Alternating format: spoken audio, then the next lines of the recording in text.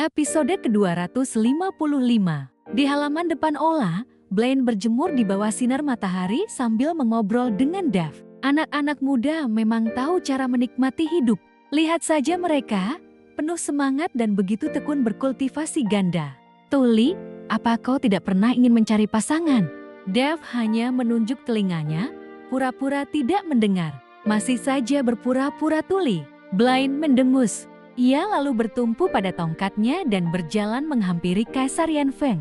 Mertua, putrimu sedang berkultivasi ganda dengan muarku. Kenapa kau muntah darah? Kau malah memarahiku? Seorang kaisar memukul orang. Di mana keadilannya? Ucapan Blaine membuat Kaisar Yanfeng semakin kesal. Sementara itu, Qin Mo dan Ling Yuxiu akhirnya menghentikan tingkah jahil mereka. Setelah berkali-kali mencoba, mereka menyadari bahwa mereka tidak akan pernah berhasil menyempurnakan teknik alam 6 arah jika terus bermain-main.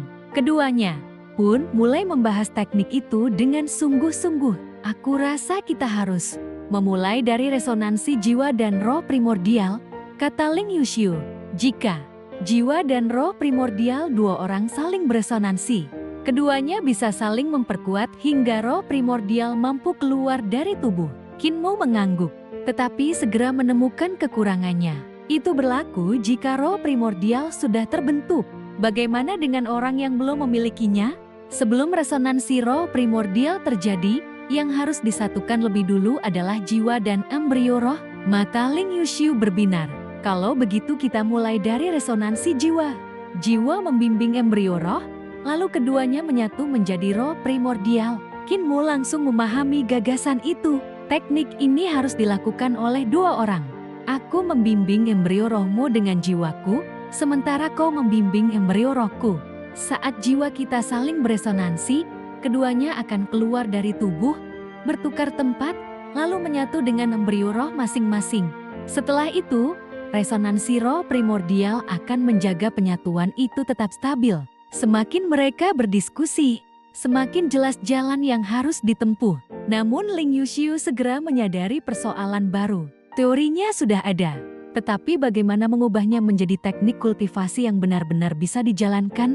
Qin Mo berjalan mondar-mandir sambil berpikir. Teknik ini mengharuskan kedua orang mengendalikan jiwa, embrio roh, dan roh primordial secara bersamaan.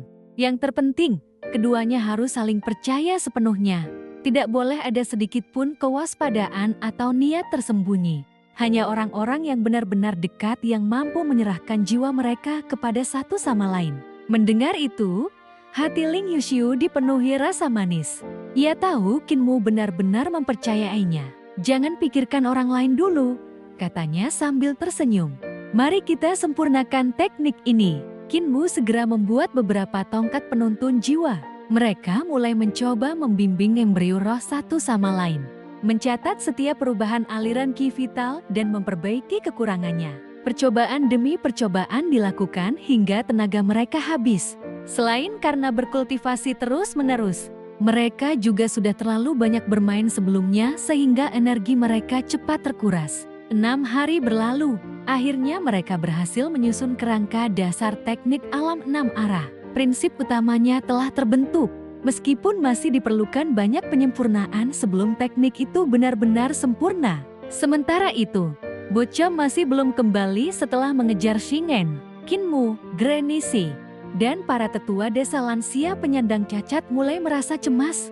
Shingen sangat berbahaya. Jika ia berhasil mengatasi kelemahan tubuhnya dengan suplemen dan memulihkan kondisi fisiknya, bahkan bocah mungkin bukan lagi lawannya. Di saat yang sama, Xiong Xiang, Yan Jingjing, dan Hulinger tiba dari Relax Prefecture dengan kapal cepat. Mereka membawa berbagai ramuan, kuali besar, dan peralatan pengukus. Kedatangan mereka membuat Qin Mo kembali sibuk. Ia segera menyiapkan ramuan obat dalam jumlah besar dan mulai mengobati para pasien. Mereka yang kultivasinya masih rendah tidak boleh dikukus. Mereka bisa matang, seru Granise. Aku tahu. Qin Mo segera mengatur ulang proses pengobatan. Para iblis rusa bertugas menjaga api, sementara ia sendiri memasuki sarang naga sejati. Di sana tersimpan beberapa kaki hasil koleksi Shingen. Kakek Kripel, mana kaki milikmu? Kripo mengamatinya lalu menunjuk dua kaki. Yang itu, Kinmu tersenyum. Aku sengaja menyimpan sisanya sebagai cadangan. Kalau nanti kaki kakek hilang lagi, kita tinggal memasangnya. Wah, jangan bicara sembarangan. Kripo buru-buru meludah dua kali untuk mengusir sial. Kinmu hanya tertawa. Ia menyiapkan ramuan obat, salep, pedang bebas karat, dan air liur naga sebelum memasang kembali kedua kaki Kripo. Prosesnya berjalan sangat lancar. Baginya, operasi semacam itu sudah menjadi pekerjaan sehari-hari. Keahlianmu semakin hebat. Muer, puji Kripo. Dave yang berdiri di samping langsung menyela. Itu karena kau terlalu sering dipotong-potong orang. Kripo langsung kesal. Sementara Kinmu hanya tersenyum dan membawa Kripo berendam dalam ramuan obat. Setelah itu, Kinmu membawa mangkuk naga giok berisi belasan bola mata menuju Blaine. Kakek Blaine, mana mata milikmu? Shingen telah mengumpulkan begitu banyak mata surgawi hingga Kinmu sendiri tak mampu membedakannya. Blaine meraba satu persatu, lalu mengambil dua bola mata. Sudah terlalu lama mataku dicabut. Apa masih mungkin dipasang kembali? Kinmu memeriksanya dengan teliti. Bisa, tapi saraf-sarafnya sudah banyak yang mati. Kita harus menghidupkannya kembali terlebih dahulu. Blaine tersenyum tenang. Kalau memang tidak bisa, aku juga sudah terbiasa hidup seperti ini. Kinmu menggelang. Aku akan mencobanya. Mungkin kemampuan medisku tidak sehebat kakek apoteker, tetapi setidaknya aku masih nomor 2 di dunia. Ia mulai meracik obat dengan sangat hati-hati. Operasi mata jauh lebih rumit dibanding memperbaiki jantung. Sedikit saja kesalahan dapat menyebabkan kerusakan permanen. Ia menyiapkan berbagai ramuan untuk menghidupkan kembali saraf. Membuat alat kecil yang mampu mengubah ramuan menjadi uap hangat, lalu mengalirkannya terus-menerus ke rongga mata Blaine. Selain itu, ia menggunakan jarum perak berongga untuk menyuntikkan obat langsung ke jaringan mata yang telah mati. Semua metode digunakan bersamaan.